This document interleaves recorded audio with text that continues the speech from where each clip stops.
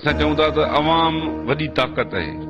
जेकॾहिं सिंधी क़ौम पंहिंजे तारीख़ी वतन जी मालिकी जे लाइ मैदान जदोजहद में निकिरी ईंदी त दुनिया जी का बि ताक़त सिंध जी आज़ादी खे रोके न सघंदी।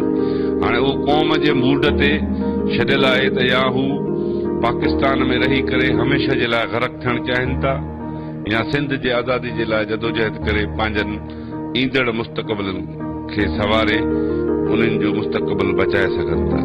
उहो हाणे सिंधी माण्हुनि जे रवैयनि ते छॾियल आहे ऐं असांखे इहो यकीन आहे त धरती पंहिंजे असली जोहर में अचणी आहे ऐं उते रहंदड़ माण्हू वरी तारीख़ सां रुजू कंदा ऐं पंहिंजे वतन जी मालिकी जे लाइ सिंध जी आज़ादी जे लाइ जदोजहद खां सवाइ ॿियो को रस्तो सिंध जे माण्हुनि वटि न आहे।